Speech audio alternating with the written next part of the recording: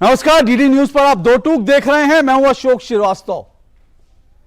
भारत को दुनिया में लोग कैसे जानते हैं, कभी आपने विचार किया है? आप दुनिया भर में जब घूमते होंगे तो भारत को दुनिया कैसे देखती है? दुनिया भारत को कहती है ये राम और कृष्ण की धरती है, राम और कृष्ण की धरती है। यह माना जाता है कि राम और कृष्ण की धरती है, यानी कि ये एक आध्यात्मिक भूमि है जहां भगवान श्री राम का जन्म हुआ, जहां श्री कृष्ण का जन्म हुआ और उन्होंने दुनिया को बहुत कुछ सिखाया। भगवान राम ने मर्यादा सिखाई तो भगवान श्री कृष्ण ने अपनी लीलाएं दिखाई। इसी को भारत की भूमि कहा जाता है। लेकिन इस भारत भूमि में अगर हजारों लोगों के सामने देश की राजधानी दिल्ली में कोई नेता मंच पर हजारों लोगों को यह शपथ दिलाए कि मैं भगवान राम को नहीं मानता, मैं भगवान श्री कृष्ण को नहीं मानता, मैं इनकी पूजा कभी नहीं होने दूंगा, अगर इस तरह की कोई शपथ दिलाए तो आप इसे क्या कहेंगे? जाहिर सी बात है, यह अपने आप में बेहद अपमानजनक है और बेहद पीड़ादायी बात है। लेकिन देश की राजधानी दिल्ली में ऐसा करने की हिम्मत संविधान की शपथ लेने वाला दिल्ली सरकार का एक मंत्री करता है, राजेंद्र पाल गौतम। कल तक आप शायद दिल्ली के बाहर इनका नाम नहीं जानते थे लोग, लेकिन आज पूरा देश इनका नाम जान गया है। इसलिए जान गया है क्योंकि राजेंद्र पाल गौतम आम आदमी पार्टी के अरविंद केजरीवाल के सिपाहसालार दिल्ली में हजारों लोगों को शपथ दिलवा रहे हैं कि मैं भगवान कृष्ण को, भगवान राम को, मैं इनको भगवान नहीं मानता, मैं इनकी पूजा पाठ नहीं करता, ना मैं किसी को करने दूंगा। आखिर ये हो क्या रहा है? और दिलचस्प बात क्या है? दिलचस्प बात यह है कि एक तरफ अरविंद केजरीवाल के मंत्री कहते हैं ब्रह्मा विष्णु महेश को नहीं मानूंगा, राम को नहीं मानूंगा, कृष्ण को नहीं मानूंगा, यह अरविंद केजरीवाल के मंत्री दिल्ली में कहते हैं। और दूसरी तरफ अरविंद केजरीवाल गुजरात में घूम घूम कर जय श्री कृष्णा के नारे लगा रहे हैं। इससे पहले आपने देखा था कि अरविंद केजरीवाल, उनकी पूरी टीम अयोध्या पहुंची थी, जय श्री राम के नारे लगा रही थी, त्रिपुंड लगाकर, गले में माला डालकर भगवान राम के चरणों में लोटपोट हो गए थे आम आदमी पार्टी के तमाम नेता। और आज आम आदमी पार्टी के एक नेता कहते हैं राम और कृष्ण को नहीं मानता। आखिर असली आम आदमी पार्टी कौन सी है? यह सवाल आज देश के सामने है। लेकिन इस वाक्य ने एक बार फिर साफ कर दी है। अब तक ये आरोप लगाए जाते थे कि इस देश में कुछ नेता चुनावी हिंदू होते हैं, ये आरोप लगाए जाते थे, लेकिन आज एक बार फिर साबित हो गया कि ये आरोप नहीं है बल्कि सच्चाई है। हिंदुस्तान में ऐसे नेता हैं, ऐसे राजनीतिज्ञ हैं जो दरअसल चुनावी हिंदू बन जाते हैं। चुनाव आते हैं तो हिंदुओं के नाम पर गले में कंठी डालकर, माथे पर जो है त्रिपुंड लगाकर, जय श्री राम, जय श्री कृष्ण के नारे लगाकर वोट मांगते हैं और फिर हजारों लोगों की भीड़ में कहते हैं मैं ब्रह्मा विष्णु महेश को नहीं मानता, मैं राम कृष्ण को नहीं मानता, इनकी पूजा पाठ नहीं होना चाहिए। ये हैं चुनावी हिंदू। ये चुनावी हिंदुओं का जो चेहरा है बेनकाब हो गया है। लेकिन यह मामला तूल पकड़ रहा है क्योंकि अरविंद केजरीवाल के मुंह बंद हैं, उनकी पार्टी का कोई नेता इस मुद्दे पर बोलता हुआ नहीं दिख रहा।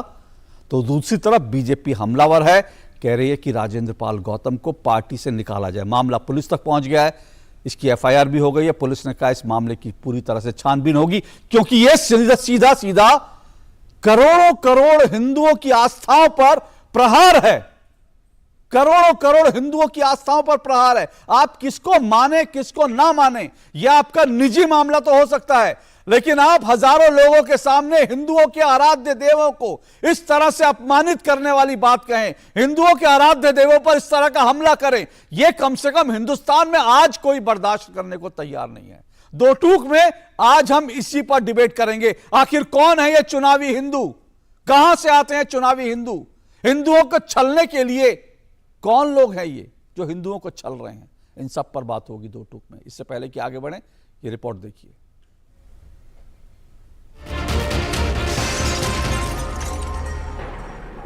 ब्रह्मा विष्णु और महेश को कभी ईश्वर नहीं मानूंगा और ना ही उनकी पूजा करूंगा। मैं राम और कृष्ण को ईश्वर नहीं मानूंगा और ना ही उनकी कभी पूजा करूंगा। मैं गौरी गणपति आदि हिंदू धर्म के किसी भी देवी देवताओं को नहीं मानूंगा और ना ही उनकी पूजा करूंगा। मैं ब्रह्मा विष्णु महेश को कभी ईश्वर नहीं मानूंगा। मैं राम और कृष्ण को कभी ईश्वर नहीं मानूंगा और ना ही कभी उनकी पूजा करूंगा।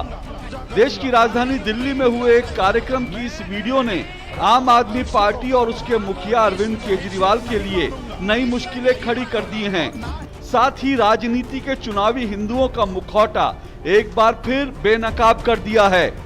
इस वीडियो पर बवाल इसलिए उठ खड़ा हुआ क्योंकि वीडियो में हजारों लोगों को हिंदुओं के आराध्य देवों के खिलाफ शपथ दिलाने वालों में केजरीवाल सरकार के मंत्री और आम आदमी पार्टी के विधायक राजेंद्र पाल गौतम भी शामिल हैं। भाजपा ने इस मुद्दे को लेकर केजरीवाल और आम आदमी पार्टी पर कड़ा प्रहार करते हुए आरोप लगाया कि केजरीवाल के मंत्री ने हजारों लोगों का धर्मांतरण कराया है। भाजपा ने राजेंद्र पाल गौतम को मंत्री पद से तुरंत हटाने की मांग भी कर दी है। ये नफरत फैलाने का काम अरविंद केजरीवाल के मंत्री राजेंद्र पाल गौतम ने किया है और वो एक संवैधानिक पोस्ट पर बैठे हैं। जिस तरह उन्होंने गैर जिम्मेदाराना तरीके से हिंदू देवी देवताओं का अपमान किया है, असम्मान किया है, ये अक्षम्य है। अरविंद केजरीवाल जो अपने आप को ये कहते हैं हम हनुमान जी की भी पूजा करते हैं और वो एक मुख्यमंत्री के पद पर हैं, अगर वो अपने आप को धर्मनिरपेक्ष मानते हैं, अगर वो अपने आप को सबको समान रूप से सबको देखते हैं तो तुरंत उन्हें राजेंद्र पाल गौतम को बर्खास्त करना चाहिए। उन्होंने ऐसा करके हिंदू देवी देवताओं के प्रति असम्मान और अपमान तो किया ही है और उन्होंने नफरत फैलाने का भी काम किया है जो कि बिल्कुल भी अक्षम्य है। ये सीधा सीधा दंगा कराने की कोशिश है। अरविंद केजरीवाल का ये क्रूर चेहरा है, ऐसा दिखता है। अगर वैसा नहीं है तो आज ही 24 घंटे के अंदर गौतम जो भी मिनिस्टर है उनके जिन्होंने ये धार्मिक नफरत फैलाने की कोशिश की है उनको सस्पेंड करना चाहिए और बाकी हम पुलिस केस करने जा रहे हैं, कंप्लेन कर रहे हैं, जो सजा होगी वो तो भुगतेंगे। इस देश में सभी धर्म बराबर हैं, सभी धर्मों का सभी को आदर करना है। अगर एक धर्म दूसरे को गाली दे रहा है देवी देवताओं को और वो अगर आम आदमी पार्टी का मिनिस्टर कर रहा है तो ये तब तक अरविंद केजरीवाल का ही बयान माना जाएगा जब तक वो मिनिस्टर को सस्पेंड नहीं कर देते। इस वीडियो के मुद्दे पर आम आदमी पार्टी खामोश है, उसकी तरफ से अब तक कोई प्रतिक्रिया नहीं आई है। उधर भाजपा कह रही है कि अरविंद केजरीवाल का हिंदू विरोधी चेहरा एक बार फिर बेनकाब हो गया है। अरविंद केजरीवाल के मंत्री की हिंदू विरोध की ये विवादास्पद वीडियो ऐसे समय में आई है जब खुद केजरीवाल और उनकी पार्टी के नेता गुजरात चुनावों में हिंदू मतदाताओं को लुभाने के लिए मंदिर मंदिर जाकर पूजा पाठ कर रहे हैं। भाजपा कह रही है कि केजरीवाल चुनावी हिंदू हैं, पर असल में उन्हें हिंदुओं के देवी देवताओं से बैर है और ये बात उनके मंत्री के वीडियो से साफ हो गई है। गौरतलब है कि इससे पहले अयोध्या में राम मंदिर को लेकर भी अरविंद केजरीवाल और उनके मंत्रियों को रंग बदलते हुए देश ने देखा था। आज आम आदमी पार्टी राम भक्तों को अयोध्या के राम मंदिर के दर्शन कराने का वायदा कर रही है, जबकि केजरीवाल सहित आपके तमाम नेता अयोध्या में राम मंदिर बनाने के खिलाफ बयानबाजी करते रहे हैं। जरा बानगी देखिए। जब बाबरी मस्जिद का ध्वंस हुआ तो मैंने नानी से पूछा, नानी अब तो आप बड़े खुश हो गए, अब तो आपके भगवान राम का मंदिर बनेगा। कहती है ना बेटा, मेरा राम किसी की मस्जिद तोड़ के ऐसे मंदिर में नहीं बस सकता। मैं सोच रहा था कि अगर Jawaharlal Nehru ji steel authority of India की जगह मंदिर बना देते तो क्या इस देश का विकास हो सकता था? अब ये जब बार बार पिछले 1 महीने से बीजेपी ने भी कहना चाहा मंदिर वहीं बनाएंगे, मंदिर वहीं बनाएंगे। हम कहते जी कब बनाओगे, कहते डेट नहीं बताएंगे, लेकिन 5 साल में, हर 5 साल में मंदिर वहीं बनाएंगे। मेरा स्टैंड है कि राम मंदिर और मस्जिद दोनों वालों से पूछ लो, और अगर दोनों की सहमति हो तो वहां एक अच्छी यूनिवर्सिटी बनवा दो। हिंदुओं के बच्चे भी पढ़ें, मुसलमानों के भी पढ़ें, क्रिश्चियन के भी पढ़ें, भारतीयों के भी पढ़ें, विदेशियों के भी पढ़ें, सबके बच्चे पढ़ें, और वहीं से राम के सिद्धांतों को निकालो। राम मंदिर बनाने से राम राज्य नहीं आएगा। तो मेरी रिपोर्ट थी, आपने देखा चुनावी हिंदुओं को देखा, कल तक राम मंदिर का विरोध करते थे कि राम मंदिर क्यों बने, ऐसे मंदिर में तो राम बस ही नहीं सकते। आज वो कहते हैं कि नहीं, हम तो यहाँ के दिल्ली के तमाम वृद्ध जनों को राम मंदिर ले जाएंगे। तो आखिर ये चुनावी हिंदू हुए ना। पर बड़ा सवाल ये है कि इस तरह से हिंदुओं के खिलाफ देश की राजधानी दिल्ली में खुलेआम संविधान की शपथ लेने वाला आम आदमी पार्टी का मंत्री इस तरह हिंदुओं के खिलाफ जहर उगलते, ये कैसे हो सकता है? इसी पर आज चर्चा करेंगे। दो टूक होगी। मेरा आज का दो टूक का सवाल आपके सामने है। आज दो टूक में मेरा सवाल है, आज का मेरा सवाल देख लीजिए दो टूक में, जिस पर हम आज की इस चर्चा को आज बढ़ाएंगे। और मेरा सवाल जो है वो दरअसल मेरा सवाल यही है कि आखिर इस तरह से हिंदुओं की आस्थाओं पर यह प्रहार आखिर क्यों और कब तक, ये मेरा आज का सवाल है। और ये कौन से चुनावी हिंदू हैं, वोटों के लिए हिंदू अवतार पर खुलेआम करते हैं हिंदुओं की आस्थाओं पर प्रहार? इन चुनावी हिंदुओं का असली चेहरा क्या है, ये मेरा सवाल है। वोटों के लिए हिंदू अवतार पर खुलेआम करते हैं हिंदुओं की आस्थाओं पर प्रहार, इन चुनावी हिंदुओं का असली चेहरा आखिर क्या है? इसी पर चर्चा करेंगे। 4 मेहमान मेरे साथ जुड़ रहे हैं। आइए चारों मेहमानों का परिचय करवा दूं। मेरे साथ ऋचा पांडे, बीजेपी की प्रवक्ता जुड़ी हैं। ऋचा पांडे मेरे साथ आज की इस डिबेट में। मेरे साथ इसके अलावा जुड़े हैं डॉक्टर रूपचंद गौतम, स्टूडियो में जुड़े हैं। डॉक्टर रूपचंद गौतम बौद्ध चिंतक हैं, विचारक हैं। संजीव कौशिक मेरे साथ जुड़े हैं, राजनीतिक विश्लेषक हैं, आम आदमी पार्टी के समर्थक हैं। और मेरे साथ विनोद बंसल जी जुड़े हैं, जो विश्व हिंदू परिषद के जो है राष्ट्रीय प्रवक्ता है। आप चारों मेहमानों का बहुत बहुत शुक्रिया और स्वागत। संजीव कौशिक जी, आपसे ही डिबेट की शुरुआत करता हूं। ये जय श्री राम, मैं आपसे जानना चाह रहा हूं कि ये आम आदमी पार्टी का असली चेहरा कौन सा है? ये जय श्री राम, जय श्री कृष्ण वाला जो इन दिनों गुजरात में दिख रहा है, सोमनाथ मंदिर, कभी अक्षरधाम मंदिर, जय श्री कृष्णा, जय श्री राम करते हुए अरविंद केजरीवाल घूम रहे हैं, या आम आदमी पार्टी का असली चेहरा यह है कि मैं राम को नहीं मानता, मैं कृष्ण को नहीं मानता, मैं ब्रह्मा विष्णु महेश को नहीं मानता, मैं इनकी पूजा नहीं करूंगा? देखिए, सबसे अब भारतीय जनता पार्टी, आप क्या सोचते हैं, आप किस नजरिए से सवाल करते हैं वो अलग है, लेकिन आम आदमी पार्टी सर्वधर्म समभाव की बात करती है। दूसरी बात, जिस मुद्दे पर बैठ करके हम लोग यहाँ चर्चा कर रहे हैं, सीधी सी बात है कि यदि आपको लगता है कि वहाँ गलत हुआ, आम आदमी पार्टी के मंत्री वहां गए और जो कुछ भी हो रहा था वो गैर कानूनी हो रहा था, जिस तरह से मंत्री जी वहां पर उपस्थित थे, निश्चित तौर पे मेरा भी व्यक्तिगत तौर पे मानना है कि आप जो भी पार्टी या जो भी धर्म मानना चाहते हैं उस धर्म को माने, लेकिन सार्वजनिक तौर पर इस तरह के जगहों पर जहां इस तरह की बातें हो रही हो वहां से बचना चाहिए, पहली बात। दूसरी बात, यदि गलत हो रहा था तो इसका मतलब भी कह रही है, आप भी कह रहे हैं, और एक मिनट संजीव जी आप आगे बढ़े। संजीव जी आप आगे बढ़े, एक मिनट। आपने कहा जो हो रहा था गलत हो रहा था, या आप मानते हैं गलत हो रहा था? और मंच पर मौजूद थे आम आदमी पार्टी के मंत्री, मौजूद थे विधायक, मौजूद बात आ जाने दीजिए। हाँ, नहीं ठीक है, आपने जो कहा वो बात एक एक करके दर्शक समझ लेते हैं ना, क्योंकि ये देखिए आपने कहा सर्वधर्म संभाव तो नहीं है। अगर आम आदमी पार्टी का एक विधायक जो है, एक मंत्री अगर आज हिंदुओं के खिलाफ इस तरह से मंच पर जो है आप शब्द कहते हुए हिंदू देवी देवताओं को जो है अपमान करते दिख रहा था, तो सर्वधर्म संभाव तो ये होता कि एक ईसाइयों को भी गाली देता दिखता, एक जो है मुसलमानों को गाली देता दिखता, एक बौद्धों को गाली देता दिखता, लेकिन ईसाइयों को तो गाली देता आप शब्द कहता कोई दिखा नहीं आम आदमी पार्टी का नेता, मुसलमानों को तो कहता दिखा नहीं, बौद्धों को तो कहता दिखा नहीं, ईसाइयों को तो कहता दिखा नहीं। दिखता है कहां? दिखता है सिर्फ ये कि भैया मैं भगवान हिंदुओं के आराध्य देवताओं के खिलाफ। तो आप मान रहे हैं ये गलत है। सवाल ये है कि गलत है तो इस पूरे बयान को आए हुए सुबह से रात हो गई है, एक बार तो कह दे कोई आम आदमी पार्टी का नेता कि भाई गलत है, हम इसके खिलाफ कार्रवाई करेंगे।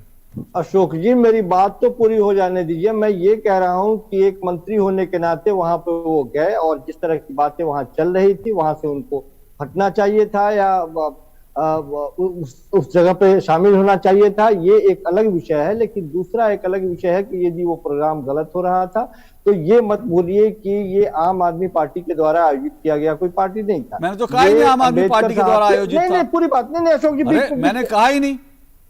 अंबेडकर साहब के पोते के द्वारा आयोजित किया गया वो एक आयोजन था। यदि हिम्मत है भारतीय जनता पार्टी में तो उस आयोजनकर्ता के ऊपर FIR दर्ज कराए, उसके ऊपर कार्रवाई करने की बात करें। और अच्छा। डॉक्टर के तौर पे मैं कह रहा हूं, और मंत्री जी का कोई कसूर नहीं है ना, उनको तो मालूम ही नहीं था। कमाल की बात कर रहे हैं, मैं वही कमाल की बात आप कर रहे हैं। आप कह रहे हैं कि इसने आयोजित किया, उसने आयोजित किया, वो मंत्री जी क्या कर रहे थे वहां? आप कह रहे गलत है, मंत्री जी क्या कर रहे थे वहां? अरे मंत्री जी आपका धर्मांतरण कराने गए थे या बीजेपी के किसी नेता का धर्मांतरण कराने गए थे? दिख रहा है हजारों लोगों का धर्मांतरण कराने गए थे वो, वीडियो में दिख रहे हैं मंत्री जी। नहीं, मंत्री जी दिख रहे हैं, इसका मतलब ये नहीं कि मंत्री जी आवाज, मंत्री जी दिख रहे हैं, मंत्री जी, अरे गजब, मंत्री जी दिख रहे हैं, इसका मतलब नहीं कि मंत्री जी धर्मांतरण करा रहे थे। मंत्री जी मंच पे थे, इसका मतलब नहीं धर्मांतरण करा रहे थे। मंत्री जी हजारों लोगों को कह रहे थे हिंदुओं को, राम को मत मानो, श्री कृष्ण को मत मानो, लेकिन इसका मतलब नहीं कि मंत्री जी गलत है। जब हमारी बात आप कहना क्या चाहते हैं संजीव कौशिक जी? अरे भाई आप भाई समझ में नहीं आ रहा, आप कहना क्या चाहते हैं? आप कह रहे हैं मंत्री जी वहां थे, मंत्री जी ने गलत किया, फिर आप कहते हैं हिम्मत है तो करके दिखाओ। अरे फिर आप कह रहे हैं कि मंत्री जी वहां थे, इसका मतलब ये नहीं, इसका मतलब वो नहीं। आप कहना क्या चाह रहे हैं भाई? अशोक जी, जब सवाल आपने हमसे किया तो जवाब हम ही से लेंगे ना। नहीं, आप जवाब, अरे सुनिए, आप जवाब देंगे ना, आप जवाब देंगे तो आप जवाब क्या देना चाहते हैं पहले मैं समझ तो लूं। आप गोल गोल जलेबी बना रहे हैं। आप सुनिए मेरी बात, एक मिनट, आप गोल गोल जलेबी बना रहे, या तो आप ये सुनिए मेरी बात ना, अरे सुनिए मेरी बात संजीव जी, सुनिए मेरी बात। आप कह रहे हैं, आपने कहा मंत्री जी ने वहां पर नहीं होना चाहिए था। सवाल है कि मंत्री जी, अब आप कहते हैं नहीं होना चाहिए तो उससे सवाल नहीं उठता ना, मंत्री जी तो वहां मौजूद थे, दिख गए। अब सवाल ये उठता है मंत्री, अब सुनिए मेरी बात सुनिए, अरे बाबा सुन तो लीजिए, अब विकल्प क्या है? मंत्री जी इस तरह से खुलेआम हिंदू देवी देवताओं को का अपमान करते दिखे। अब इसके दो विकल्प हो सकते हैं। सुनिए तो सही ना, अरे मेरी बात सुनिए, पहले सुन तो लीजिए ना, अरे सुन तो लीजिए, जवाब आप गोल गोल सुनिए। नहीं, जलेबी मत बनाइए ना, जलेबी मत ना, मेरे सवाल का जवाब दीजिए अगर आपके पास है। अगर आपके पास सवाल का जवाब है तो सवाल का जवाब दीजिए। मैं कह रहा हूं, आप ये कह रहे हैं मंत्री जी को नहीं होना, ये तर्क नहीं है, जवाब नहीं है। मंत्री जी थे वहां, आप कह रहे हैं गलत हुआ। अब मैं वही कह रहा हूं कि दो चीजें हो सकती हैं। एक, मंत्री जी आए, सार्वजनिक रूप से क्षमा याचना कर दे कि भाई मेरे से भूल हो गई, गलती हो गई। वो उन्होंने नहीं कहा है। वो जो वीडियो जारी कर रहे हैं उसमें वो कह रहे हैं मैं जो करता हूं उसमें मैं करता हूं, मैं जो मानता हूं उसमें क्या गलत है, वो कह रहे हैं, वो ये कह रहे हैं। एक बात। दूसरी बात, अगर मंत्री जी अपनी बात पे अड़े हैं, वो उनको लगता है कि उन्होंने सही किया, तो सवाल यह है कि अरविंद केजरीवाल को लगता है कि ये उन्होंने गलत किया, तो आम आदमी पार्टी उनके खिलाफ बयान दे दे, उनको निकाल दे। दो चीजें कर सकते हैं। अब बोलिए आप, इनमें से क्या लगता है सही होगा? मैं वही बात कह रहा हूं, दो बातें हैं, बहुत महत्वपूर्ण बातें हैं दोनों बातें। मंत्री जी यदि मंत्री की हैसियत से वहां गए, कार्यक्रम का आयोजन उन्होंने करवाया, उन्होंने धर्मांतरण कराया, उन्होंने आपसे शपथ दिलवाया, तो मंत्री जी निश्चित रूप से संदेह के घेरे में है और उनसे सफाई देनी चाहिए और मंत्री जी को बर्खास्त कर देना चाहिए। लेकिन मंत्री जी किसी और कार्यक्रम में गए, उस कार्यक्रम का एक हिस्सा बने। एक आम आदमी होने के नाते हम और आप ही स्वतंत्र है कि जिस धर्म को मानना चाहे, मंच पे खड़ा 10,000 लोग नीचे खड़े हो और ऊपर मंच पे मंत्री खड़ा हुआ आम आदमी होता है। आम आदमी पार्टी को मंच पे खड़े करके क्या कहा जाता है कि शपथ लो। आम आदमी पार्टी को 10,000 लोगों की भीड़ में आम आदमी पार्टी को क्या माइक दिया जाता है? क्या मंत्री जी शपथ दिला रहे थे? मंत्री जी शपथ नहीं दिला रहे थे, कौन दिला रहा था? मंत्री जी वहां मौजूद थे, दूसरा कोई मौजूद थे। अरे सुनिए, अब आप शांत, नहीं, अब आप शांत रहिए, अब आप शांत रहिए। आप सुनिए, आप दरअसल है क्या, मैं अपने दर्शकों को बता देता हूं दिक्कत क्या है। दिक्कत यह है कि अरविंद केजरीवाल जी के दो चेहरे हैं। एक चेहरा उनका दिखता है जब वो कहते हैं कि अयोध्या में राम मंदिर नहीं बनना चाहिए। क्यों बनेगा अयोध्या में राम मंदिर? उनकी पार्टी कहती है कि वहां स्कूल बना दो, ये कर दो, वो कर दो। तो अरविंद केजरीवाल का एक चेहरा वो होता है। नहीं, दूसरा, अब सुनिए, मैं अपने दर्शकों से बात कर रहा हूं, बीच में मत टोकिए। और अरविंद केजरीवाल का दूसरा चेहरा क्या होता है कि उनके मंत्री जाते हैं और उसके बाद जय श्री राम करते हैं, जय श्री कृष्ण करते हैं। दो चेहरे, डबल फेसेस होते हैं। अब जो अरविंद केजरीवाल को डिफेंड करने निकलेगा, कोई भी हो, कोई राजनीतिक प्रवक्ता हो, उनका उसको भी दो चेहरे दिखाने होंगे।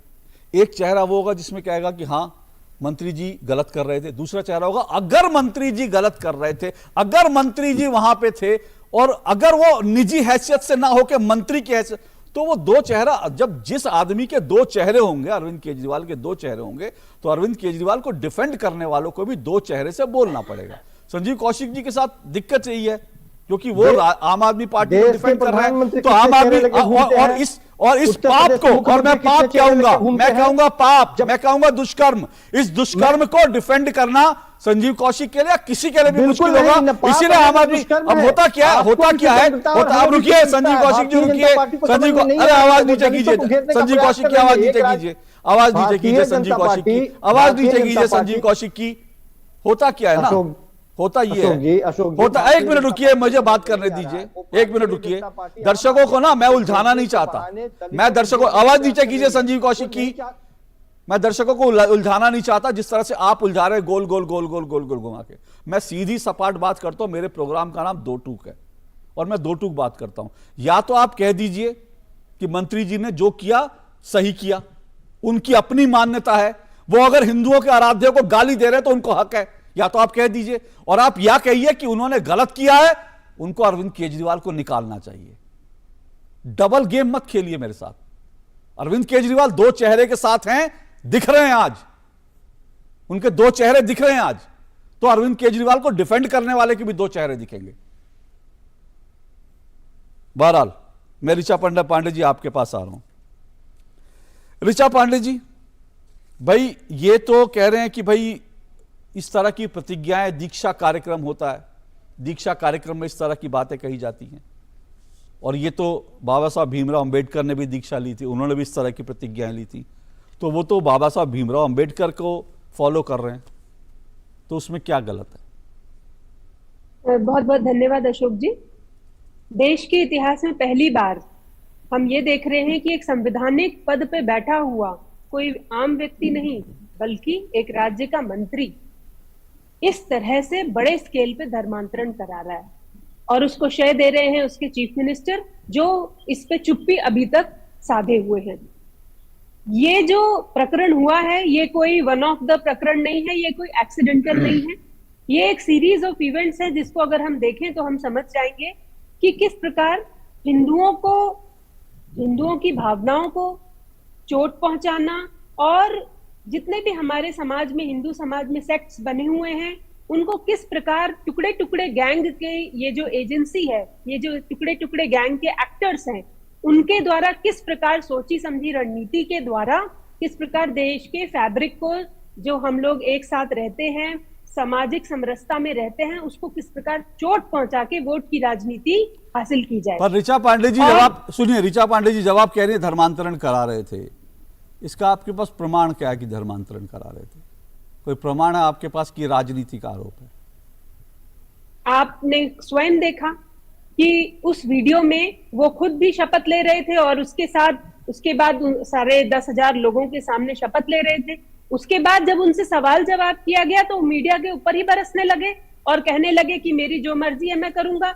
जी नहीं, वो एक चुने हुए नुमाइंदे हैं, वो एक संवैधानिक पद पे हैं। आर्टिकल 25 और आर्टिकल 26 इस देश का, उनको या किसी और को, किसी भी धर्म को, आप अपना धर्म कोई भी फॉलो कीजिए, परंतु किसी और धर्म के बारे में बुरा भला कह के अगर आप उसे फॉलो करने की कोशिश करते हैं, और दूसरी तो वो आपको अलाउ नहीं करता। और दूसरी चीज ये है कि राजेंद्र पाल गौतम जी न केवल उस मंच पे मौजूद थे, वो उसको प्रोपोगेट कर रहे हैं, उसको फैला रहे हैं, उसका प्रचार प्रसार कर रहे हैं। अगर उनको प्रचार प्रसार करना है, कोई उन्हें रोक नहीं रहा है, वो रिजाइन करें और बौद्ध भिक्षुक बन जाएं, और उसके बाद जाके घर घर प्रचार करें, जिस प्रकार ये लोग संजीव कौशिक कह रहे हैं ना, वो तो निजी हैसियत से थे, पर संजीव कौशिक कह रहे हैं वो तो निजी हैसियत से गए होंगे, जरूरी से मंत्री के रूप में थे वो। जिस दिन तक भारत सरकार के टैक्स के पैसे का एक एक रुपए का वो सैलरी ले रहे हैं, तब तक वो निजी हैसियत में कोई काम नहीं कर सकते हैं। कोई निजी हैसियत नहीं होती किसी संवैधानिक पद पे बैठे हुए व्यक्ति की। अगर उनकी पत्नी आज वहां जाके बैठती तो उनको भी क्वेश्चन किया जाता, उनका परिवार बैठता तो भी क्वेश्चन। ये तो वो खुद हैं। और इसमें सबसे बड़ी बात है कि आज आम आदमी पार्टी के सो कॉल्ड नेता और अभिनेता चुप हैं, वो कहाँ हैं? और जब मैं कहती हूँ कि ये एक सोची समझी राजनीति है, रणनीति है, तो मैं आपको 2-3 चीजें बताऊंगी कि कैसे हिंदू समाज की भावनाओं के साथ समय समय पर चोट पहुंचाई है अरविंद केजरीवाल और उनके नुमाइंदों ने। आपको याद होगा कि किस प्रकार उन्होंने अपने ट्विटर हैंडल से ट्वीट किया था जिसमें स्वास्तिक के साइन, स्वास्तिक का चिन्ह जिसको हम पूजते हैं, उसको उन्होंने दिखाया, झाड़ू उसके पीछे मार रही है, झाड़ू लेकर कोई मार रहा है, बिल्कुल झाड़ू लेके कोई मार रहा है। तो वो 2019 में उन्होंने निकाला। 2020 में उन्होंने जो ये कश्मीर फाइल्स पिक्चर 2021 में बनी, उसके ऊपर उन्होंने उपहास किया और रावण की तरह असेंबली में जाके उन्होंने अट्ठास किया और कहा कि ऐसा तो कुछ हुआ ही नहीं था। तो हिंदुओं की भावनाओं के साथ आज से खिलवाड़ नहीं हो रहा है, जब से आम आदमी पार्टी बनी है तब से हो रहा है। हनुमान जी का एक उन्होंने कार्टून जारी किया जिसमें दिखाया गया कि हनुमान जी उड़ के जेएनयू में जाके आग लगा रहे। तो ये पहले तो ये चुपचाप सिंबॉलिक तरीकों से करते थे, कभी खालिस्तान का सपोर्ट करते हैं, कभी मौलानाओं की सैलरी बढ़ाते हैं, एक सिंबॉलिक तरीके से काम कर रहे थे और देश की जो ये हम लोगों का सामाजिक समरसता उसको चोट पहुंचा रहे थे। परंतु अब ये जो इनका प्रयोग है टुकड़े टुकड़े गैंग का, ये खुल के सामने आ गया है। एक तरफ ये हरे कृष्णा हरे रामा कर रहे हैं, दूसरी तरफ इनके लोग भारत तेरे टुकड़े टुकड़े होंगे हजार, उसके रणनीति के तहत आप कह रही हैं कि अरविंद केजरीवाल टुकड़े टुकड़े गैंग का हिस्सा। मैं आऊंगा इस पर, जरूर मैं इस पर बात करूंगा, लेकिन उससे पहले विनोद बंसल जी, ये पूरा मामला जो है मतलब बहुत ही आश्चर्यकर, मैं तो कहूंगा आश्चर्य होता है इस तरह से कि आज भी इस तरह से एक वीडियो जारी करके हजारों लोगों के बीच इस तरह से हिंदुओं के आराध्य देवी देवताओं के खिलाफ इस तरह की बयानबाजी करने की हिम्मत, हिमाकत एक संविधान की शपथ लेकर जो बैठा व्यक्ति है, मंत्री कर सकता है। ये हिम्मत कहां से आती है? अशोक जी, बात सिर्फ मंत्री की नहीं है, मैं इनका भी प्रोफाइल देख रहा था आपसे बात करते करते। ये है सोशल वेलफेयर मिनिस्टर दिल्ली के। सोशल वेलफेयर, इनका मिनिस्ट्री कौन कौन सी है देखिए जरा ध्यान से सुनेंगे आपके दर्शक। Social welfare, SC/ST, cooperative, gurdwara elections और कल्चर, आर्ट एंड लैंग्वेजेस। आप देखिए कि ये जो मंत्रालय हैं, क्या ये व्यक्ति ये मंत्रालयों के विरुद्ध काम नहीं कर रहा क्या? अगर ये वास्तव में SC/ST मिनिस्टर हैं तो इनको जाना चाहिए था वहां पर। अब जहां मनीष की हत्या हुई, जो महादलित है, उस मनीष की हत्या पर तो इन्होंने चुप्पी साध ली। यहाँ जहां पर इस्लामिक जिहादियों ने उसको समाप्त कर दिया, ऐसे अनेक केसेस दिल्ली के अंदर हुए हैं, लेकिन उस पर एक शब्द नहीं बोलेंगे।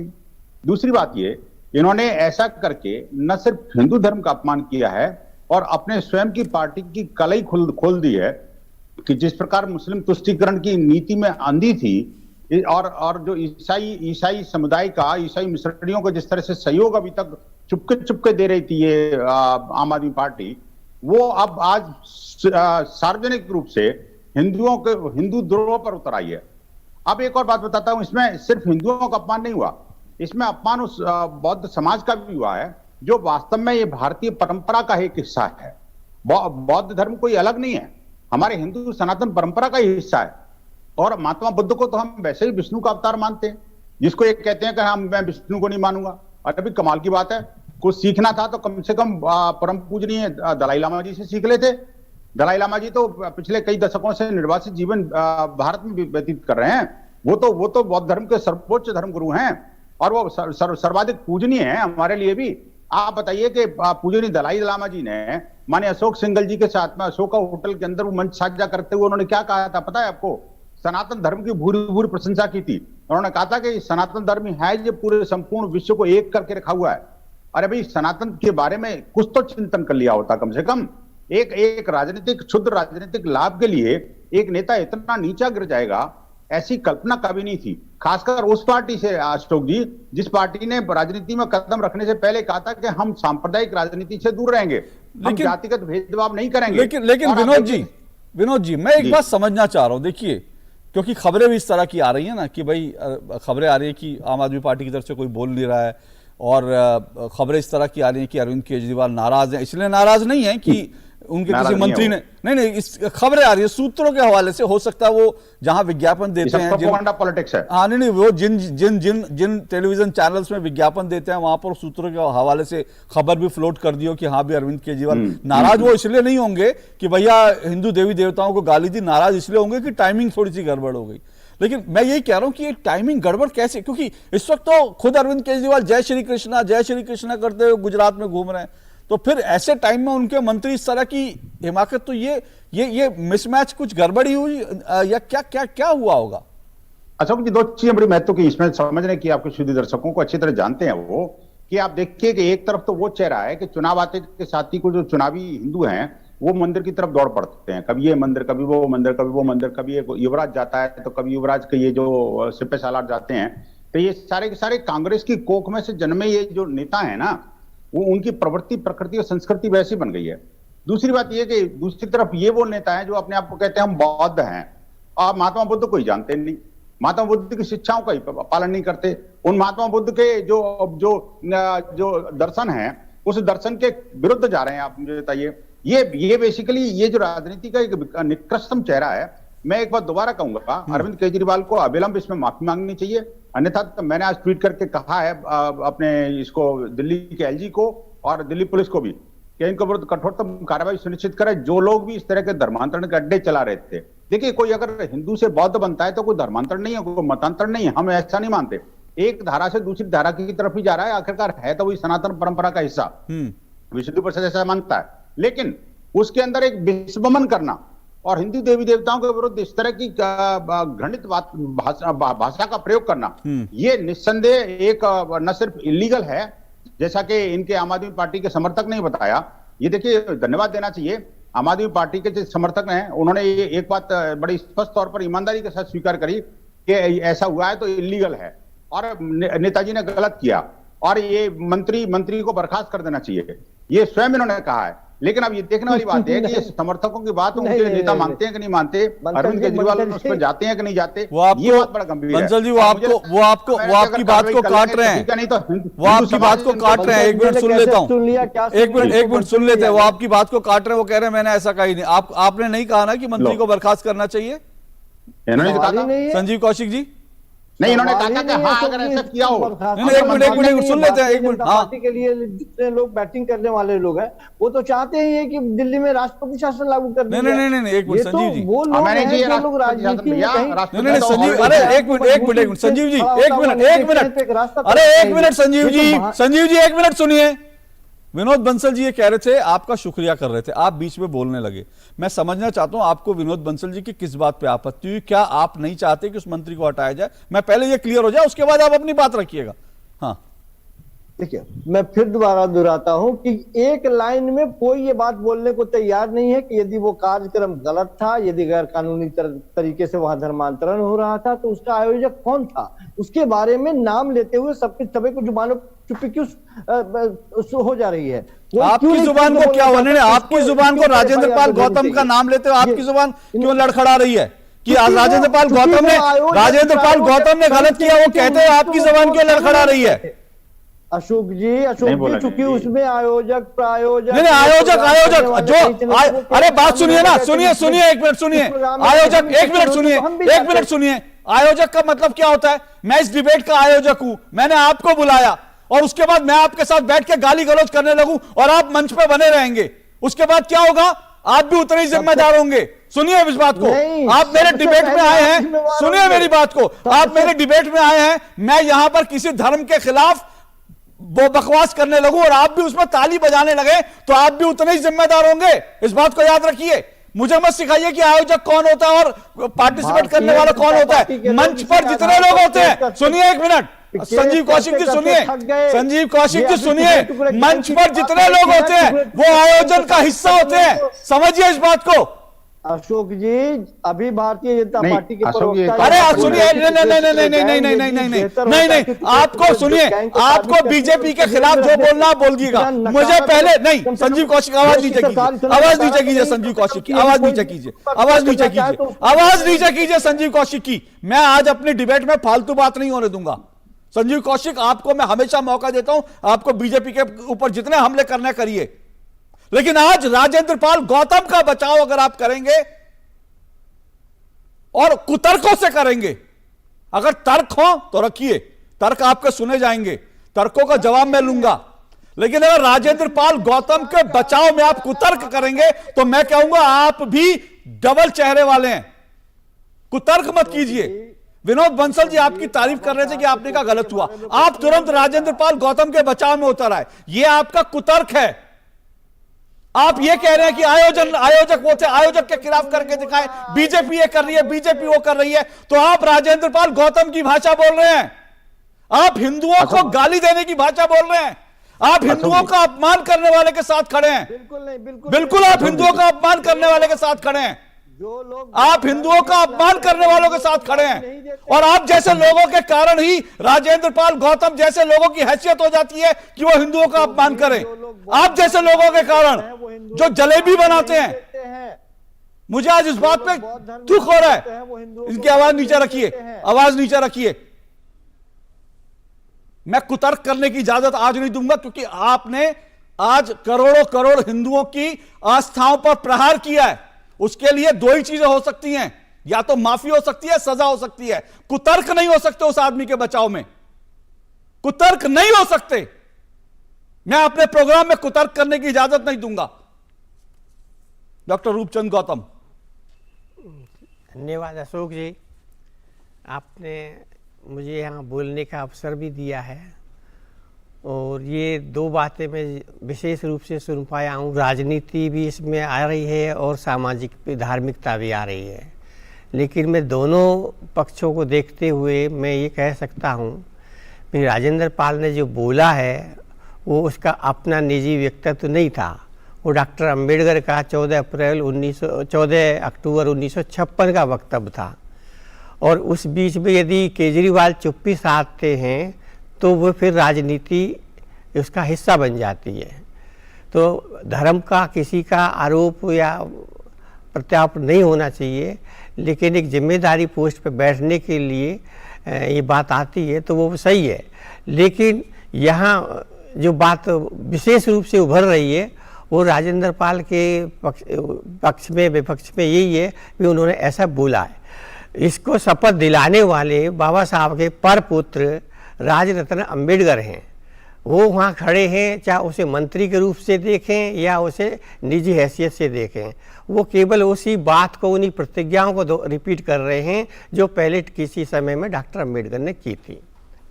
तो आप कह रहे हैं कि वो सही किया उन्होंने? नहीं, सही और उसमें तो मैं नहीं कह सकता, ये तो हम सब, ये तो ये कानून के उसमें चला गया पक्ष, तो कानून वहाँ देखेगा, या पुलिस में चला गया पुलिस के बाद। आपको लगता है, देखिए डॉक्टर अंबेडकर ने ये बातें कही थी, सही है, उन्होंने इस तरह की 22 या 22 प्रतिज्ञा उन्होंने ली थी, ये बात सही है, लेकिन वो दौर अलग था, और उसके बाद डॉक्टर अंबेडकर ने जो प्रतिज्ञाएं ली थी वो उसका एक पीछे एक पूरा बैकग्राउंड था, वो सब चीजें थी, और वो एक अलग दौर था। आज ये बात कहना आपको लगता है कि सार्वजनिक रूप से आज इस तरह की चीजें कहना? अशोक जी, इसमें मैं मुझे लगता है, मैं नहीं जानता ये बात, लेकिन मैं एक बात कह रहा हूं, मैं सिर्फ एक बात कह रहा हूं, अगर आज डॉक्टर अंबेडकर होते तो उनके मन में कुछ भी होता, आज के माहौल में डॉक्टर अंबेडकर ये बात नहीं कहते। और मैं आपसे फिर एक सवाल और पूछता हूं, डॉक्टर अंबेडकर ने संविधान बनाया और उसी संविधान की शपथ ली राजेंद्र पाल गौतम ने। क्या डॉक्टर अंबेडकर के बनाए संविधान किसी धर्म का इस तरह से सार्वजनिक रूप से अपमान करने की इजाजत देता है? डॉक्टर अंबेडकर का बनाया संविधान अपमान तो नहीं दे रहा है, लेकिन ये तो योजना तो लंबे समय से चल रही थी अशोक जी। क्या आज की, कल की, परसों की योजना नहीं थी ये। राजेंद्र पाल गौतम ने पहले भी अपने बंगले पे ये बोला है कि मैं 25,000 लोगों को बौद्ध बनाऊंगा, और इस बीच में उन्होंने अपने सोशल मीडिया से भी काफी जुड़ाव रखा। और नहीं, बौद्ध बनाने से किसी को दिक्कत थोड़ी है भाई डॉक्टर साहब। बौद्ध बनाने का मतलब ये, जब 22 प्रतिज्ञा रिपीट होंगी तो वो बौद्ध बनाना ही है। विवाद तो 22 प्रतिज्ञा लेके बन सकता है, वो विवाद जो है वो केवल 22 प्रतिज्ञा। इंटरेस्टिंग पॉइंट है, अभी नहीं, मैं वही कह रहा हूँ, मैं आ रहा हूँ विनोद जी, एक मिनट आता हूँ। आप कह रहे हैं कि 22 प्रतिज्ञा लेकर ही भगवान राम को, भगवान कृष्ण को अपमान करके आप बौद्ध बन सकते हैं? तो उनका तो यही है ना। नहीं, किनका है? नहीं, बाबा साहब ने जो डॉक्टर, नहीं बाबा साहब नहीं, मैं बाबा साहब ने किन परिस्थिति, मैं आपसे पूछ रहा हूँ सीधा सवाल। जब ये अरे सुनिए, आप बौद्ध चिंतक हैं, मैं आपसे सिर्फ ये पूछ रहा हूँ, क्या दुनिया में जितने लोग बौद्ध बनते हैं वो सब भगवान राम और भगवान कृष्ण का अपमान करके बौद्ध बनते हैं क्या? ऐसा नहीं होता ना। अभी तो बताया उन्होंने दलाई लामा की बात करी। तो ये कौन से बौद्ध उसमें लिखा है कि भगवान राम का, भगवान कृष्ण का, ब्रह्मा विष्णु महेश का अपमान करके आप बौद्ध बन सकते हैं? ये कौन सी किताब में लिखा है, जरा बताइए आप। अब ये तो वो बता रहे हैं, मतलब मैं आपसे पूछ रहा हूं, बौद्ध चिंतक है, मैं आपसे पूछ रहा हूं, आप बताइए लिखा है क्या किसी किताब में कि बौद्ध बनने के लिए जरूरी है कि भगवान राम को, भगवान कृष्ण को अपमान करो? जितनी भी डॉक्टर अम्बेडकर से जुड़ी किताब है सब में ये लिखा हुआ है। मैं आपसे हाँ विनोद जी बोलिए। ना ये गलत बता रहे हैं। देखिए दो बातें बड़ी महत्व की हैं कि भगवान बुद्ध ने भी कभी भी हिंदुत्व का, हिंदू परंपराओं का और हिंदू संस्कृति का अपमान नहीं किया, बल्कि उसके प्रति आस्था थी उनकी। एक दूसरी बात ये, भगवान बुद्ध के जितने भी अनुयायी हुए हैं, जितने भी पूज्य संत हुए हैं, और ये जो अभी पूजनीय दलाई लामा, मुझे लगता है कि डॉक्टर साहब दलाई लामा जी से तो ऊपर नहीं होंगे। परम पूजनीय दलाई लामा जो है, जो सर्वोच्च धर्मगुरु हैं, वो भारत में ही रहते हैं, और उन्होंने सनातन के बारे में क्या बोला है ये आपको पता है। स्वयं वो तो भगवान शिव के उपासक हैं, अनेक बार उन्होंने भगवान शंकर को के बारे में क्या कुछ कहा है पता है आपको। सनातन धर्म के भूर प्रशंसा करने वाले हैं वो। अभी आपको याद होगा जब माननीय अशोक सिंघल जी थे, तो इसी अशोका होटल में, दिल्ली के अशोका होटल में एक वर्ल्ड हिंदू कांग्रेस हुई थी। उस वर्ल्ड हिंदू कांग्रेस के मंच पर परम पूजनीय दलाई लामा जी थे और पूजनीय अशोक सिंघल जी भी थे, और वहां पर उन्होंने किस तरह से भेंट भर के दोनों ने एक साथ मिलकर के कहा था कि हाँ, अगर ये सनातन अगर सनातन की परंपराएं जिंदा ना होती, अगर सनातन का विस्तार ना होता, तो वास्तव में भारत आज सेकुलर राष्ट्र हो ही नहीं सकता था। भारत की जो परंपराएं हैं, जो हिंदुत्ववादी जो सोच है, जो सनातन की जो सोच है, वो वास्तव में सनातन है। इसके बारे में कम से कम कुछ तो सीख लेते भाई। और दूसरी बात एक और बता दूं आपको अंत में कि देखिए, बौद्ध धर्म की दीक्षा लेते समय, बौद्ध दीक्षा लेते समय मैं भी कई दीक्षाओं में रहा हूं, ऐसी बात नहीं है, क्योंकि मैं चाहे भली मानने में, चाहे भली आर्य समाजी कहो, या मैं सनातनी कहो, या बौद्ध कहो, जैन कहो, सिख कहो, मैं सब कुछ हूं, मैं सबको मानता हूं, सबके अंदर मेरी अगाध श्रद्धा है। लेकिन इसका मतलब ये नहीं है कि जब अगर कोई बौद्ध धर्म की दीक्षा ली जाए तो उस समय किसी दूसरे जैन का, सनातन का अपमान किया जाए, ऐसा नहीं है। ये परंपरा का कदापि हिस्सा नहीं रहा। लेकिन ये है कि कुछ लोग हैं जो षड्यंत्रकारी मानसिकता से, शुद्ध राजनीतिक लाभ के कारण, और डॉक्टर भीमराव अंबेडकर जैसे महापुरुष को भी छोड़ते नहीं है। आप देखिए उसको किस तरह से मिसकोट किया जा रहा है, उनको किस तरह से जो है एक गलत तरीके से दिखाने की कोशिश की जा रही है, और बौद्ध धर्म को, बौद्ध मान्यताओं को किस तरह से कलंकित करने का प्रयास किया जा रहा है। ये सब इन लोगों से सीखना चाहिए। दुनिया में बहुत सारे, दुनिया में बौद्ध जो हैं, बौद्ध धर्म को मानने वाले, उनकी तादाद बहुत बड़ी है। भारत से बाहर, लेकिन कोई ये नहीं कहता कि बौद्ध आपको अगर होना है तो उसके लिए आपको हिंदू आराध्य देवी देवताओं को गाली देनी है, उनका अपमान करना है, ये तो कोई नहीं कहता। अधिकांश देशों में, अधिकांश बौद्ध देशों में सनातन परंपराओं का सम्मान होता है, और उनके बिल्कुल सम्मान होता है। जो पूजा पद्धति है, वो पूजा पद्धति वही उसी सनातन परंपरा से तो गई है। बौद्ध देशों में रामलीलाओं का मंचन होता है, लोग वहां पर जाते हैं, उसमें कौन सी बड़ी बात है। लेकिन ये थोड़ी है कि आपको अगर बौद्ध किसी को होना है तो उसके लिए आप हिंदुओं को जो है इस तरह की, उनके आराध्य देवी देवताओं पर इस तरह से अपमानजनक टिप्पणी करें। और डॉक्टर अंबेडकर ने जो किया, उस समय की काल परिस्थितियां अलग थी, हर चीज काल परिस्थितियों में। फिर कह रहा हूं, डॉक्टर अंबेडकर अगर आज होते तो आज वो भी नहीं करते, और कैमरे के सामने तो बिल्कुल नहीं करते। उनका मन में जो होता अलग बात है, आप किसको माने किसको ना माने ये एक अलग विषय हो सकता है। अच्छा, एक बात और इसमें ऐड कर देता हूं छोटा सा, कि देखिए जब उस समय पूजनीय डॉक्टर साहब जो है आहत थे, उस समय की तात्कालिक परिस्थितियों को लेकर के, तो वो चाहते तो इस्लाम ग्रहण कर लेते, वो चाहते तो ईसाईयत ग्रहण कर लेते, लेकिन नहीं, उन्होंने कहा मैं अपनी सनातन परंपरा को नहीं छोड़ूंगा, मैं बौद्ध बनूंगा। तो लेकिन ये बौद्ध कोई अलग थोड़ी है, उनको पता था इस बात का, ये बौद्ध इसी भारत की जन्म। मैं इस पर ब्रेक के बाद आऊंगा। दरअसल जो उन्होंने कहा था, डॉक्टर अंबेडकर ने जो किया था, जो कहा था, उसके पीछे जो सनातन, जो हिंदू धर्म में जो रूढ़ियां थी, उन रूढ़ियों के खिलाफ थे डॉक्टर अंबेडकर। उन रूढ़ियों से उन्होंने जो है दुखी होकर इस तरह का किया था, कि उन रूढ़ियों को क्या हम आज तोड़ पाए। मैं विनोद जी पूछूंगा, क्योंकि अगर आज भी लोग उसको फॉलो कर रहे हैं तो सवाल यह है कि क्या आज भी वही परिस्थिति है कि हम जो है आज इस तरह की दीक्षा को हम जो है सही माने। मैं इस पर आऊंगा, लेकिन मुझे एक ब्रेक लेना है, ब्रेक के बाद। तुझे क्या हुआ है? शादी हो गई ना यार। बट सीरियसली महीने में एक बार तो मिलना चाहिए। हाँ, मेरे बाप की एयरलाइंस है ना। अरे 3 महीने में एक बार तो मिल सकते हैं। करेक्ट, पर कहाँ? इधर मेरे घर। तुझे कोई परमानेंट लैंडलॉर्ड मिल गया क्या? Permanent landlady. प्रिया ने कहा हर महीने किराया देने से अच्छा है अपनी EMI भरो। तो हम किराएदार से मकान मालिक बन गए। मतलब ये घर तुम लोग का है? सच्ची? बट सीरियसली गाइस, किश्तों से रिश्ता जोड़ो, किराया तो पराया होता है। आसान किश्तों में home loans. Bank of India, रिश्तों की जमा पूंजी। हमारा देश भारत आजादी का अमृत महोत्सव मना रहा है। आइए हम भी इस महोत्सव में भाग लें। सड़क पर रहते हुए बच्चों को आपने कई बार देखा होगा। कोई बच्चा दिव्यांग होता है, कोई बाल मजदूर, कोई परिवार से बिछड़ा।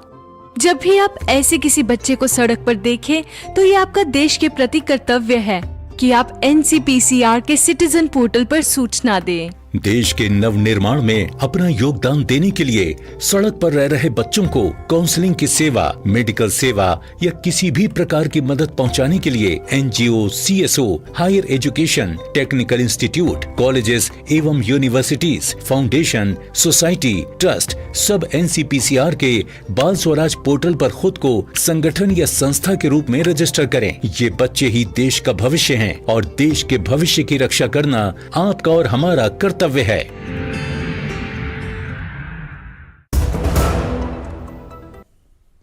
दो टूक आप देख रहे हैं। दो टूक में हम चर्चा कर रहे हैं कि कहीं पर अवतार, कहीं हिंदू आस्थाओं पर प्रहार। ये कैसे हैं अरविंद केजरीवाल? ये जो चुनावी हिंदू हैं, उन पर बात कर रहे हैं। जो चुनावी हिंदू हैं, जो जब चुनाव आता है तो घूमते हैं, गली गली घूमते हैं, जय श्री राम जय श्री कृष्ण करते हैं। और उन्हीं के मंत्री दिल्ली में बैठकर लोगों को ये कहते हैं कि मैं भगवान राम, कृष्ण, ब्रह्मा, विष्णु, महेश को नहीं मानूंगा, इनकी पूजा नहीं करूंगा। आखिर ये कौन से लोग हैं, कहां से आए हैं, क्यों इतने डबल चेहरे लेकर घूम रहे हैं? बोलिए संजीव कौशिक जी, आपको अभी राजेंद्र पाल गौतम जी के बचाव में कुछ और कहना है? देखिए अशोक जी, आप हमें बता रहे थे कि हम कंफ्यूज हैं। मुझे लगता है कि हमसे ज्यादा तो यहाँ बैठे हुए लोग कंफ्यूज हैं। यदि 22 प्रतिज्ञाओं को दोहराने के बाद में बौद्ध धर्म का अनुयायी बनने की बात हो रही है, कोई ये क्यों नहीं खुल के बोलता कि वो 22 प्रतिज्ञाएं जो है वो गलत है, उसी को दोहराने की जरूरत नहीं। एक मिनट अरे एक मिनट आप फिर बैग गए। किसने कहा 22 प्रतिज्ञाएं लेकर के बौद्ध बनता है? ये तो गौतम जी भी नहीं कह रहे। एक मिनट गौतम जी, आपने कहा कि 22 प्रतिज्ञाएं लेकर बौद्ध बनता है। और भी बात हो सकती है ना बौद्ध बनने के लिए। मैं वही पूछ रहा हूँ, क्या बौद्ध बनने के लिए 22 क्या? अरे संजीव कौशिक जी, आज आप सुनिए, आज आप डिरेल हो गए हैं क्योंकि आप जो है राजेंद्र पाल गौतम को बचाव करने जा रहे हैं, जो कि बचाव करने लायक है नहीं, इसलिए आज आप डिरेल हो रहे हैं। किसी ने नहीं कहा यहां पर कि 22 प्रतिज्ञाएं लेकर, वो जो डॉक्टर अंबेडकर ने ली थी वो 22 प्रतिज्ञाएं लेकर कोई बौद्ध बनता है। किसी ने नहीं कहा। गौतम जी कह रहे हैं जरूरी नहीं है बौद्ध तो कौन से अच्छा आप बता दीजिए ना, आप बता दीजिए चीन में, एक मिनट आप बता दीजिए चीन में कोरिया में कौन बौद्ध बनने से पहले भगवान राम और भगवान कृष्ण को अपमानजनक बात कहता है? अशोक जी, आप तो यहाँ तक भी आप ही कह रहे हैं कि वो काल और परिस्थितियां अलग थी, आज होते तो वो शायद नहीं जाते या क्या होता, वो परिस्थितियां अलग थी। सवाल ये है कि वहां जो लोग खड़े थे, जिन लोगों को दीक्षा दी जा रही थी, वो पहली बार हो रहा था क्या? उसका आयोजन 1956 के बाद से पहली बार हुआ या वो लगातार होता चला आ रहा है? एक आरोप है कि केजरीवाल सरकार के एक मंत्री भी उसमें शामिल थे और उन्होंने भी हाथ आगे। महान है गुरु, आप महान है, लेकिन कौशिक जी महान है, गुरुदेव कमाल की बात आज महान है आप, गुरुदेव महान है आप, ये सच है, गुरुदेव महान है ये सच है, गुरुदेव महान है आप। आपको संजीव कौशिक जी, आपको एक जलेबियों की दुकान खोलनी चाहिए। आप बहुत बढ़िया जलेबी बना रहे हैं, महान है। कोई जलेबी नहीं बना रहे, महान है आप। एक जलेबियों की दुकान खोलिए, दिवाली आ रही है, आपकी जलेबियों की दुकान खूब चलेगी, आपकी जलेबियों की दुकान खूब चलेगी। पर राजनीतिक विश्लेषक है तो जरा तर्क रखिए ना, जलेबियां मत बनाइए। जलेबियों की दुकान आप दिवाली आने पे खोल लीजिएगा, अभी तर्क दीजिए। धार्मिक आयोजन में किसी मंत्री का धार्मिक आयोजन आप कह रहे हैं आरोप है। अरे आरोप क्या दिख रहे हैं? मंत्री अन्य राज्यों के मुख्यमंत्री ने नजीरें पेश की है इस तरह से। ये कोई बड़ी चीज नहीं है। बात का बतंगल भारतीय जनता पार्टी कर रही है। ओ बाबा, वो नहीं चाहती है, भारतीय जनता पार्टी नहीं चाहती है कि दलितों के उत्थान के लिए कोई आगे बढ़ रहा है, काम कर रहा है। यदि वो कीचड़ से निकल के बाहर जाति पाति से ऊपर उठ करके किसी और धर्म को अपना करके अपना सामाजिक जीवन बेहतर दलितों का उत्थान, दलितों का उत्थान हो रहा है भाई, अच्छा ये भी दिल्ली में चलिए कितने चलिए दलितों की एक मिनट हत्या हो रुकिए, गई? मेरे सभी गेस्ट रुके। दलितों का उत्थान हो रहा है, भगवान राम, भगवान श्री कृष्ण को अपमानजनक शब्द कहकर दलितों का इस देश में उत्थान हो रहा है। वाह, समाज में दलितों को वाह, दबाया ही ये तो क्या आम आदमी पार्टी के समर्थकों की सोच है, ये आम आदमी पार्टी के समर्थकों की सोच है, दलितों के सम्मान को ये सोच है आम आदमी पार्टी के समर्थकों की। विनोद बंसल जी, दलितों का उत्थान हो रहा है भाई, दलितों के उत्थान के लिए भगवान राम, भगवान कृष्ण को अपमान करिए उनका। अरे दलितों का उत्थान इतना ही करना है तो कुछ दलितों के लिए कर लीजिए ना। देखिए अशोक जी, मैं इनको संजीव जी को बता दूं और आपके सुधी दर्शकों को अच्छी तरह से पता है कि भगवान श्री राम ने 14 वर्ष के वनवास के दौरान सबसे पहले केवट के साथ संवाद किया। आप देखो ना, केवट को गले लगाया, उसके बाद में निषाद राज से मित्रता करी, और उसके बाद में आगे चले तो गिद्धराज जटायु का जो उनको कितना मोक्ष प्रदान किया। आप देखिए कि संपूर्ण वन में रहने वाले वनवासियों के हृदय के वो सम्राट बन गए। क्यों? क्योंकि वो सामाजिक समरसता का काम करते थे। उन्होंने संपूर्ण समाज की वो जो अंदर का जो डर था वो डर को भगा करके और रावण जैसे आतताई के विरुद्ध जो संघर्ष करने के लिए उनको खड़ा किया। आप देखिए ये है सामाजिक समरसता का उदाहरण। विनोद बंसल जी, ये सामाजिक समरसता अगर होती तो फिर इतने लोग जो हैं वो पलायन, मतलब इस तरह से जो है पलायन नहीं होता, हिंदू छोड़कर बौद्ध ना बने। तो सामाजिक समरसता की जरूरत तो थी, क्योंकि अगर अंबेडकर ने इस तरह से उन्होंने बौद्ध जो है धर्म को स्वीकार किया तो इसलिए क्योंकि उस वक्त सामाजिक समरसता नहीं थी, इसी से तो वो पीड़ित होकर आहत हो गई। मैं जानना चाह रहा हूं क्या आज वो परिस्थितियां बदली हैं? क्योंकि आज की परिस्थितियों में मैं फिर कह रहा हूं, ये जितने अंबेडकर के अनुयायी सुन लें, ये फर्जी अनुयायी हैं। अगर आज अंबेडकर जिंदा होते, जीवित होते, तो आज वो ये नहीं करते। क्योंकि आज जिस अंबेडकर ने जिन दलितों के लिए आवाज उठाई थी, आज हिंदू मंदिरों में वो दलित पुजारी हैं। पहले मंदिर में प्रवेश नहीं होता था, आज दलित मंदिरों के पुजारी हैं। तो आज अगर अंबेडकर खुद होते तो ये दीक्षा नहीं लेते। इसलिए आज जो दीक्षा देने वाले हैं वो फर्जी अंबेडकरवादी हैं। वो अंबेडकर के नाम पर समाज में नफरत फैला रहे हैं, जो अंबेडकर कभी नहीं चाहते थे। अशोक जी, विश्व हिंदू परिषद ने इस तरह का ये जो पुरोहित प्रशिक्षण अभियान जो शुरू किया था, उस प्रशिक्षण अभियान के तहत दसियों हजारों ऐसे प्रशिक्षुओं को हमने पुजारी बना करके बाकायदा जो तिरुपति देवस्थानम बोर्ड है वहां से सर्टिफाई करके अलग अलग जगहों से उनको सर्टिफिकेट दे करके अलग अलग मंदिरों में उनको एज पुजारी प्रतिष्ठापित किया है।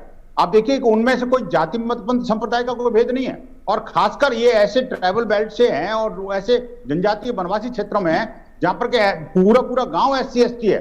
आप देखिए उन गांव के लोगों को हम ट्रेंड करते हैं, उनके गांव के लोगों को पुजारी बनाते हैं। वो न सिर्फ उस गांव में बल्कि आसपास के क्षेत्रों में भी पूजा पाठ का काम करते हैं, संस्कारों का काम करते हैं और सनातन धर्म की दीक्षा और उनको वो पूजा पाठ का काम करते हैं। मैं ऋचा जी आ रहा हूं आपके पास। ऋचा जी, मैं आपसे एक बात सीधा जाना, अभी जो यहाँ पर हमारे साथ जो एक मेहमान बैठे हैं डॉक्टर रूपचंद गौतम, और ये मीडिया में भी लगातार आ रहा है कि ये जो राजेंद्र पाल गौतम है ये तो हैबिचुअल ऑफेंडर है भाई।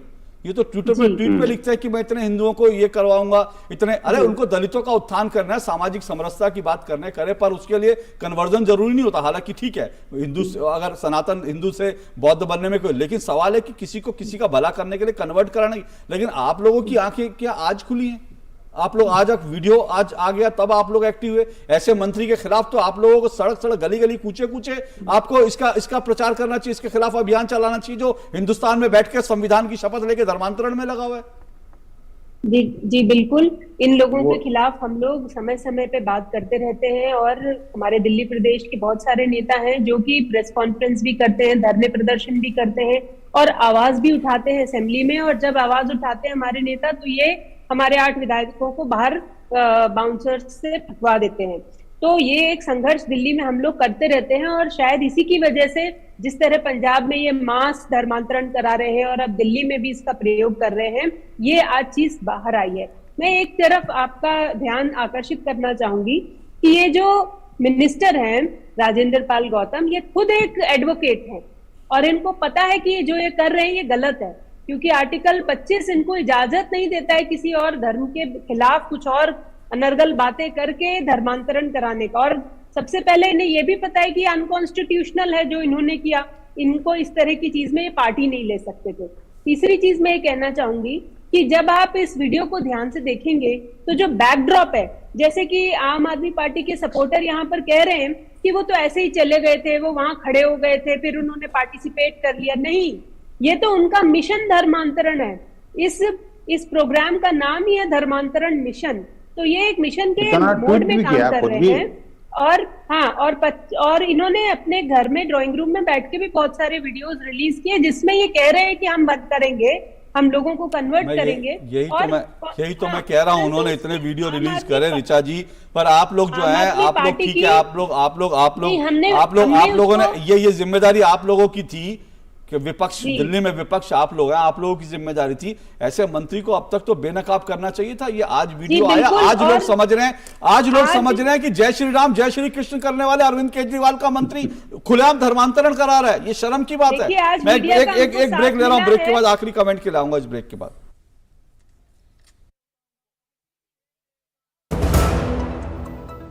अपने अकाउंट से संबंधित लेन देन के बारे में तुरंत अलर्ट पाने के लिए अपने बैंक के पास अपना मोबाइल नंबर और ईमेल रजिस्टर कर दीजिए। अगर आपको किसी ऐसे लेन देन के बारे में अलर्ट मिलता है जिसे आपने नहीं किया है या फिर अधिकृत नहीं है, तो तुरंत अपने बैंक को आप सूचित करें। आरबीआई कहता है, जानकार बनिए, सतर्क रहिए।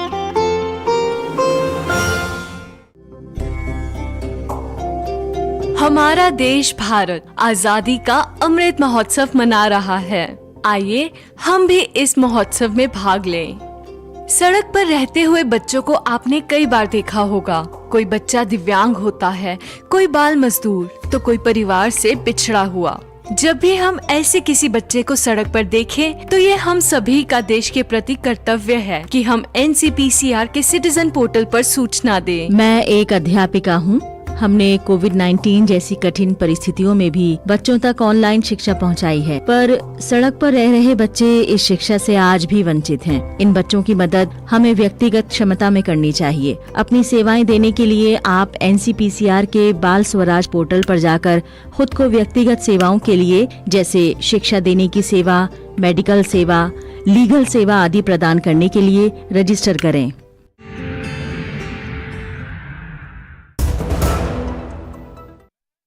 दो टूक आप देख रहे हैं, समय कम है, जल्दी से मैं एक आखिरी कमेंट जल्दी ले लेता हूं 30 सेकंड में। संजीव कौशिक, ये तो कई बार कर चुके हैं और अभी यहाँ पे डॉक्टर गौतम ने बताया कि वो तो कह चुके हैं 40,000 लोगों को मैं धर्मांतरण कराऊंगा। ऐसे मंत्री को रखना, देखिए सुखजी, निश्चित तौर पे आम आदमी पार्टी को आके इस पे सफाई देनी चाहिए। यदि आम आदमी पार्टी के किसी भी एक विधायक के चलते, एक मंत्री के चलते यदि हिंदुओं के आस्थाओं को ठेस पहुंचा है तो, लेकिन मुझे लगता है कि उस ठेस लगने से ज्यादा भारतीय जनता पार्टी अपने राजनीतिक रोटियां सेकने में व्यस्त है और लगातार उसको हवा देने का प्रयास कर रही है। मुझे लगता है कि राजनीति करनी है तो और भी कई रास्ते हैं जिसके साथ राजनीति की जा सकती है। केवल धार्मिक ध्रुवीकरण के आधार पर राजनीति करना बंद करें भारतीय। ओके, चलिए, धार्मिक ध्रुवीकरण आपने राजेंद्र पाल गौतम का जो ट्विटर पे उन्होंने जो वीडियो जारी किया ना, आपने हूबहू उन्हीं के शब्द कह दिए। चलिए ठीक है, ऋचा पांडे जी, धार्मिक ध्रुवीकरण कर रहे हैं आप लोग। मैं ये कहना चाहूंगी कि समाज को इस वक्त डिवाइड एंड रूल करना बंद करें और अपने काम पे ध्यान दें। आम आदमी पार्टी जिस प्रकार इस तरह फैक्शंस को, फॉल्ट लाइंस क्रिएट कर रही है और उनको स्टोक कर रही है ताकि लोगों के बीच में इस तरह की भावनाएं भड़के दंगा फसाद फैलाने की जो राजनीति पे ये प्रयोग कर रहे हैं, ये इसमें असफल होंगे। कोई इनको करने नहीं देगा और भारतीय जनता पार्टी तो बिल्कुल नहीं करने देगी। ये चाहे हरे रामा हरे कृष्णा कर रहे हो, परंतु इनका जो असली चेहरा है वो अब इस वक्त जनता के सामने आ चुका है। क्या कहेंगे इस विवाद पे? तो मैं ये कहूँगा, ये जो 22 प्रतिज्ञाओं से पहले बुद्ध वंदना से ये धार्मिक प्रोग्राम होता तो ज्यादा अच्छा होता। हाँ, ये बात ठीक है। ऐसी प्रतिज्ञा एक बुद्ध, एक प्रार्थना हो जाती है, प्रार्थना होती है, प्रार्थना वो ज्यादा अच्छा था। जिसको वो विवाद में नहीं आती। जिसको आप मानते हैं उसकी प्रार्थना कर लीजिए, जिसको नहीं मानते उसको दिल में रखिए, ठीक है नहीं मानते, किसी का अपमान करके, किसी को ठेस पहुंचा के, ये तो भगवान बुद्ध ने भी कभी नहीं कहा होगा कि भाई किसी को ठेस पहुंचाओ। किसी भगवान बुद्ध तो किसी को ठेस पहुंचाना चाहते ही नहीं था, ना चाहते थे, ना वो जानते थे, लेकिन उसके भगवान बुद्ध के नाम पर जो है जो लोग धर्मांतरण में लगे हैं वो किसी की भावनाओं पर ठेस पहुंचाने उनको लगता है। बोलिए विनोद बंसल जी, आपके आखिरी शब्द। देखिए, दो बातें बड़ी महत्व की हैं इसमें। एक तो ये कि जिस राजनीति की शुरुआत इन्होंने की थी अरविंद केजरीवाल ने कि हम सांप्रदायिक राजनीति नहीं करेंगे, हम दिल्ली को नशा मुक्त बनाएंगे। हमने जब पंजाब की बात आई तो पंजाब में कहा हम धर्मांतरण के विरुद्ध कानून लाएंगे। इन सब के बिल्कुल उलट काम कर रही है सरकार। और आप दूसरी तरफ देखिए कि जब चुनाव आते हैं तो दर दर की ठोकरें मंदिरों की तरफ जाते हैं और दूसरी तरफ दूसरे मंत्री जो का उन मंदिरों को चैलेंज करते हैं। तो ये जो दोहरा चरित्र है वो जनता अच्छी तरह पहचान चुकी है। अब ये सब बेनकाब हो चुके हैं। मुझे लगता है कि अब देखिए, भगवान बुद्ध के बजाय ये कहने के कि हम कन्वर्जन करा रहे हैं, आप ये कहिए कि हम बुद्धत्व की तरफ ले जा रहे हैं। बिल्कुल, हम बुद्धि देंगे लोगों को और कम से कम कन्वर्जन शब्द का प्रयोग इसमें मत करें। बुद्धम शरणम गच्छामि, बुद्ध की शरण में जाइए, क्या दिक्कत है? शरणम गच्छामि, बिल्कुल, बुद्धम शरणम गच्छामि, बुद्ध की शरण में जाइए, क्या दिक्कत है? लेकिन आपको कन्वर्जन कराने की और इस तरह से जो है किसी की भावनाओं का मजाक उड़ाने की, अपमान करने की, भगवान राम भगवान कृष्ण को के लिए अपमानजनक शब्द कहने की, इसकी क्या जरूरत है? और बड़ा सवाल पर यही है कि जो गुजरात में जय श्री राम जय श्री कृष्ण कर रहे हैं वो ये देख रहे हैं, उनकी आंखें खुली हैं, क्या दरअसल वो इस तरह से हिंदुओं का अपमान करने वाले जो उनके मंत्री उनके खिलाफ क्या कार्रवाई लेंगे, इस पर सबकी नजरें बनी रहनी चाहिए। और गुजरात में जब वो अगली बार जय श्री राम जय श्री कृष्ण करें तो मुझे लगता है गुजरात की जनता को पूछना चाहिए राजेंद्र पाल गौतम का क्या किया आपने। आज के लिए इतना ही, दो टूक में। शुक्रिया मेरे सभी मेहमानों का। आपसे फिर मुलाकात होगी। नमस्कार।